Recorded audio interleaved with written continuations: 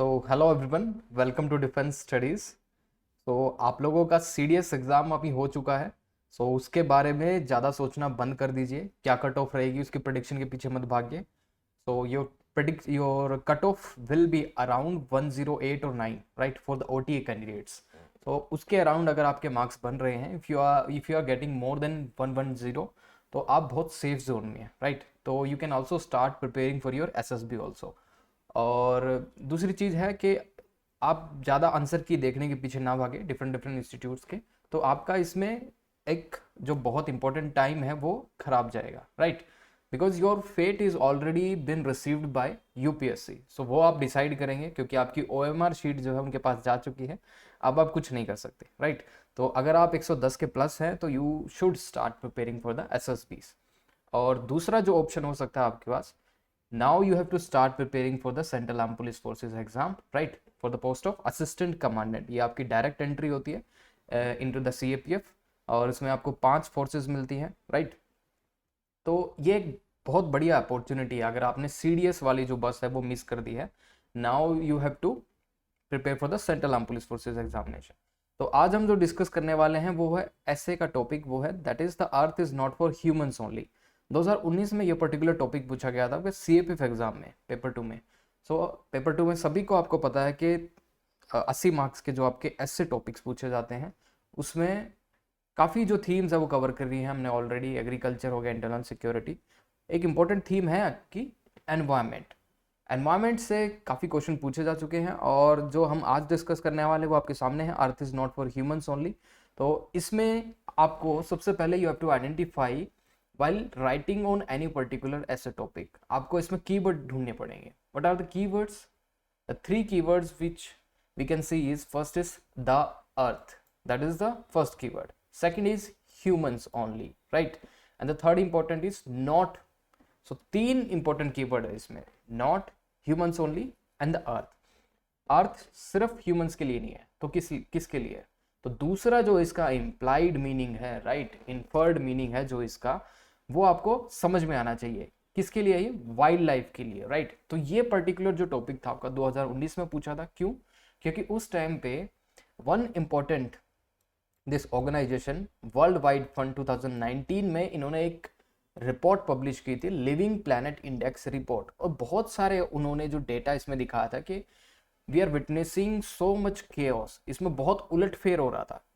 उन्होंने रिपोर्ट में बताया कि 68% जो इनवर्टिब्रेट पॉपुलेशन है वो एक्सटिंक्ट हो चुकी है हमारी, राइट, दिस मच पॉपुलेशन। जैसे मैं आपको दिखाऊं तो लेट्स सी कि this is the living planet report 2020 में रिवाइज हुई थी, लेकिन 2019 में भी आई थी। और इन्होंने लिखा है कि the biodiversity, the rich diversity of life on earth is being lost at an alarming rate. This loss affect our own health and well-being, and today catastrophic impact for people and the planet looms closer than ever. ये एक इनका main उन्होंने relationship बताई है कि हमारी relationship nature के साथ ब्रोक हो चुकी है। अगर हम इसका पैटर्न देखें, दिस लिविंग प्लैनेट इंडेक्स, तो इन्होंने ट्रेस किया है सिंस 1970, राइट। ये जो देखिए आप 1970 से पॉपुलेशन में कितना डिक्लाइन है। जो इन्वर्टिब्रेट पॉपुलेशन है उसमें 60% का ड्रॉप हमने देखा है, that is the average change. ये देखिए जो आपका ये वाले ग्राफ पे है, वाई पे, the average change in wild life population sizes, and the X वाले ग्राफ पे आपको टाइमलाइन दिखेगी, right. So 68% decrease we have seen. और बहुत ही इंपॉर्टेंट जो इन्होंने एक देखिए ये कोट है वर्ल्ड वाइड फंड के US president and CEO Carter Robert ने लिखा है, this report reminds us that we destroy the planet at our peril because it is our home, as humanity's footprint expand into once wild places, जो पहले wild places होते थे, because due to urbanization और बहुत सारे factors। now we are devastating species population, but we are also exacerbating climate change and increasing the risk of zoonotic disease। zoonotic disease अगर आपने देखा होगा इन गिर नेशनल पार्क जो आपका राजस्थान में है, जूनोटिक डिसीज वहां पे मिली थी, राइट, जिसमें काफ़ी लॉयन जो थे उसमें मारे गए थे। उसके बाद कोविड-19 ने भी जो जूनोटिक डिसीज वाला खतरा अगेंस्ट द वाइल्ड लाइफ बहुत सारे बढ़ा दिए। So next statement is, we can not shield humanity from the impact of environment destruction, it is time to restore our broken relationship with nature for the benefit of species and people alike, right. तो ये बहुत important इन्होंने काफ़ी अच्छा इन्होंने बताया कि इस तरह से आप इंट्रोडक्शन भी लिख सकते थे। तो that is the demand of your particular topic. तो इसमें इंट्रोडक्शन आप क्या लिख सकते थे? फर्स्ट ऑफ ऑल आपको बहुत सारी इंपॉर्टेंट रिपोर्ट याद रहनी चाहिए जो कि एनवायरनमेंट के रिगार्डिंग है, एनवायरनमेंट से उनका कनेक्शन है, जैसे वर्ल्ड वाइड फंड की रिपोर्ट, आप लिविंग प्लेनेट इंडेक्स रिपोर्ट, और अभी आने वाले मंथ में 1 या 2 मंथ में बहुत सारी रिपोर्ट रिलीज होंगी। यही टाइम होता है जिस टाइम पे काफ़ी रिपोर्ट रिलीज होती है, राइट। सो ये कोट कर सकते थे आप इंट्रोडक्शन में, या फिर आप कोट कर सकते थे IUCN की रेड डेटा बुक्स। इसमें एंडेंजर्ड स्पीसीज कौन कौन सी है, वनरेबल स्पीसीज, राइट, और क्रिटिकल एंडेंजर्ड स्पीसीज कौन कौन सी स्पीसीज है। और over the period of time हमने देखा IUCN के अंडर नंबर ऑफ एंट्रीज बढ़ी हैं जो एंडेंजर्ड स्पीसीज में आई है, कम नहीं हुई हैं।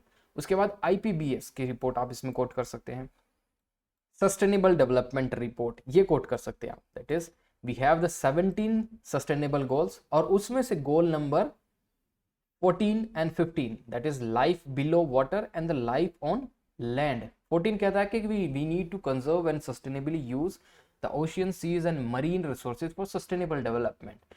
क्योंकि हमने देखा 14 में we are witnessing the rise in sea temperature first, दूसरा we have seen the rise in acidity, the alkalinity and acidity of the oceans, उससे marine life काफ़ी impact हो रही है। तीसरा गोल 15 के अंदर we need to protect, restore and promote sustainable use of territorial ecosystem, sustainably manage forest, combat desertification, ठीक है, ये सभी इससे 15 के अंडर आता है, life on the land, right. तो coming back to the topic, तो मैं बोल रहा था SDG का आप यहाँ पे एक मेंशन कर सकते हैं इन योर इंट्रोडक्शन कि क्या क्या गोल्स हैं, और this earth is not only belong to the humans, it also belongs to the wild life and biodiversity. तो मेन बॉडी में आप इसके क्या लिख सकते थे? अब आपको चूज करना होगा। इंट्रोडक्शन में आप ये सभी रिपोर्ट नहीं कोट कर सकते, 1 या 2 रिपोर्ट आप कोट कर सकते हैं। अगर मैं होता, I will set the priority, I will quote this WWF की रिपोर्ट जो है, वर्ल्ड वाइल्ड फंड की रिपोर्ट जो है, क्योंकि इसमें बहुत इंपॉर्टेंट डेटा इसमें दिखा रहा है 68% इनवर्टिब्रेट पॉपुलेशन इज एक्सटिंक्ट। और मेन बॉडी में अब आते हैं। मेन बॉडी बनाते वक्त आपको फ्रेमवर्क में सोचना है, you have to find out the man made issues. कौन कौन से मैन मेड इश्यूज हैं? जैसे ह्यूमन एनिमल कॉन्फ्लिक्ट है सबसे इंपॉर्टेंट, जिसमें टाइग्रस अवनी, राइट, एक क्लासिकल एग्जांपल है जिसमें एक कॉन्ट्रैक्ट शूटर, प्रोफेशनल शूटर को हायर किया गया था to shoot down that particular tigress Avni. उन्होंने शायद इस टाइग्रस ने 3 से 4 आदमियों को मार दिया था कुछ शॉर्ट स्पैन ऑफ टाइम में। और उसके बाद एक बहुत इंपॉर्टेंट एग्जाम्पल था ह्यूमन एनिमल कॉन्फ्लिक्ट का, दैट इज केरला। केरला के अंदर elephant, this female elephant was killed by cracker stuffed in the pineapple. देखिए आपको दिखाता हूँ ये example right here, a pregnant wild elephant dies in Kerala after cracker filled pineapple explode in her mouth. देखिए जब ये टॉपिक पूछा था तब तक ये इंसिडेंट नहीं हुआ था, लेकिन अब इससे हम रिलेट तो कर सकते हैं ना, एटलीस्ट वी कैन रिलेट। तो आपको इसमें सोचने की मैं डायरेक्शन दे रहा हूँ कि ये वाले इंपॉर्टेंट इवेंट आप इसमें कोट कर सकते हैं। So this is the issue. और ह्यूमन एनिमल कॉन्फ्लिक्ट में आप देख सकते हैं दिस लेपर्ड, किस तरह से इसको मारा जा रहा है। Another important thing is this elephant का जो सेफ कॉरिडोर होता है, राइट, एलिफेंट का कॉरिडोर या फिर एनिमल कॉरिडोर जो है काजीरंगा नेशनल पार्क के अंदर देखेंगे हम, उनको सेफ कॉरिडोर दिया गया, but there are certain areas जहाँ पे उनको सेफ कॉरिडोर प्रोवाइड नहीं किया गया। तो हमने देखा कि ट्रेन से उनको कोलिजन होकर डेथ हो जाती है। एक ऐसा इवेंट भी हुआ था जिसमें 14 हाथियों की एक साथ मौत हो गई थी, राइट। बहुत ही डिसहार्टेंड इंसिडेंट था वो। और ये सभी इंसिडेंट ऐसे हैं कि इट विल गिव अ नज इफेक्ट योर ऐसे। काफ़ी जो स्टूडेंट्स हैं वो सिंपल लिखेंगे इसमें और उसमें नज इफेक्ट नहीं आएगा, योर ऐसे विल नॉट स्टैंड आउट। आपको अगर इस तरह के जो रियल लाइफ इश्यूज हैं हमारे इंडिया में वो इसमें कोट कर देंगे तो आपका जो एग्जाम में स्कोर होगा बहुत अच्छा होगा, राइट। सो डेली ये एक और इम्पोर्टेंट है, जैसे बांदीपुर हाईवे कंट्रोवर्सी एक्सप्लेन। अब बांदीपुर जो नेशनल पार्क है आपका, उसके अंडर गवर्नमेंट चाहती थी, वहाँ की कर्नाटका की गवर्नमेंट, कि वहाँ पे हाईवे बनाया जाए, लेकिन एनजीटी ने इंटरवीन किया वहाँ पे और उन्होंने बोला कि बांदीपुर हाईवे या फिर बांदीपुर नेशनल पार्क के अंदर से हाईवे नहीं बन सकता। अगर आपको बनाना भी है तो अपलिफ्टेड बनाना पड़ेगा, राइट, जिससे जो नीचे जानवर हैं वो सेफली क्रॉस कर सकेंगे, right. So coming back, now one issue is covered, human animal conflict. Second is poaching. देखिए ह्यूमन मैन मेड इशू के अंदर पोचिंग भी आता है, जिसके अंदर आपको पता है कि पोचिंग के अंदर टाइगर और एलिफेंट, राइनो, लॉयन, तरह तरह के कितने जो एनिमल्स हैं उनकी पोचिंग होती है, right, for they are medical use और किसी भी यूज के लिए दे आर पोच्ड. तो टाइगर, एलिफेंट एंड राइनो, इस तरह का मतलब पोचिंग वाला इंसिडेंट भी इसमें कोट कर सकते थे. लेकिन साथ ही में आपको ये भी इन द सॉल्यूशन साइड जब आप कंक्लूड कर रहे होंगे इस पर्टिकुलर ऐसे को, तो आपको ये भी पता होना चाहिए कि how we can counter the poaching. उसमें एक साइट्स वाला जो एक इंटरनेशनल अग्रीमेंट है, convention on international trade in this conservation of international trade in endangered species में साइट्स. और इंडिया के अंडर एक कौन सी लेजिस्लेशन है, that is wild life protection act of 1972. इसके अंडर हम वाइल्ड लाइफ को प्रोटेक्शन देते हैं और इसमें भी काफ़ी शेड्यूल है, जैसे शेड्यूल 1, एनिमल 2 और 3, राइट. उसके बाद road and railway construction in ecological sensitive areas, that is also man made issue. अभी मैंने बताया आपको जो एनिमल कॉरिडोर्स था कई बार कॉम्प्रोमाइज होता है. उसका deforestation, right, smuggling of resources, जैसे deforestation. How many of you have watched the movie Pushpa? उसके अंदर जो मेजर थीम है वो है जिसमें स्मगलिंग की जाती है सैंडलवुड की, ठीक है, रेडवुड जो उसमें दिखा है. तो स्मगलिंग ऑफ रिसोर्सेज, उससे वहाँ की जो इकोलॉजी डिस्टर्ब होती है. और दूसरा ब्राज़ील फॉरेस्ट फायर के अंदर हम देखेंगे तो ब्राज़ील फॉरेस्ट जो अमेजन के जंगल हैं वो they are called as the lungs of the earth. और उसमें अगर आप deliberately, if you are putting deliberately fire, तो वहाँ से जो उनकी इकोलॉजी है डिस्टर्ब होगी. वहाँ से जो एनिमल्स है वो प्लान करना पड़ेगा उनको. और कुछ छोटे एनिमल्स हैं जिनके मतलब जो रैपिड मूवमेंट नहीं कर सकते और वो इस इवेंट में मारे जाते हैं, जैसे रेप्टाइल या फिर और भी छोटे छोटे जो वहाँ पे वाइल्ड लाइफ होती है. उसके बाद Australia forest fire, California forest fire. These are the evidences of the climate change, because due to climate change we have seen a global warming, right? Due to global warming we have seen the climate change और temperature rise हो रहा है, right? तो these are the evidence. उसके बाद Australia forest fire, California forest fire और कितनी सारे ऑस्ट्रेलिया फॉरेस्ट फायर का अगर if you do the after math of that particular incident, उसमें काफ़ी वाइल्ड लाइफ हमने लॉस्ट कर दी है. उसके बाद क्यों ये सब हो रहे हैं? Due to coal burning, due to rapid urbanization, ठीक है, due to rat race of development, faulty development process, ये आपको इसमें कोट कर सकते हैं, राइट. अनदर इज जो आप इसमें कोट कर सकते थे, ड्यू टू डिफॉरेस्टेशन, जो कि एक मैन मेड इशू है, that is it will lead to decrease in prey base. Deforestation करने से it will lead to decrease in prey base. Prey base for whom? जो आपकी कैट फैमिली के जो एनिमल्स हैं, जैसे फॉर टाइगर या फिर लायन, उनके लिए जो प्रे बेस है जिनका वो शिकार करते हैं वो कम होता जाता है. And that will lead to human animal conflict, because अगर उनको खाना उस एरिया में नहीं मिलेगा, they will enter into the this habitat area जहाँ पे लोग रहते हैं, अर्बन एरियाज में जाना शुरू कर देंगे.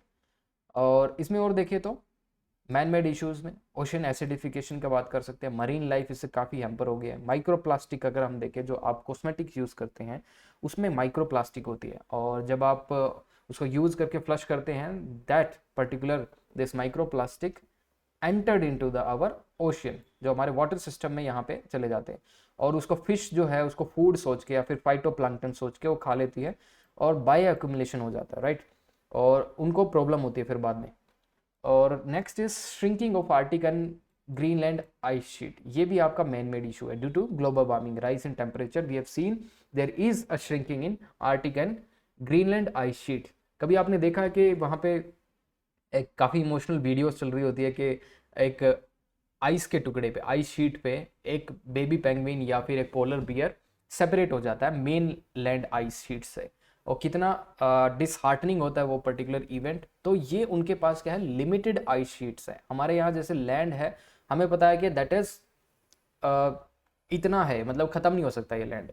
लेकिन उनके लिए जो शीट्स है, वो जो आइस शीट्स है, वही उनका लैंड है, वही उनका सर्वाइवल का मीन है. अगर वो ख़त्म हो जाएगा तो हाउ विल दे सर्वाइव? तो shrinking of Arctic and Greenland sheets, ये आप कोट कर सकते थे इसमें.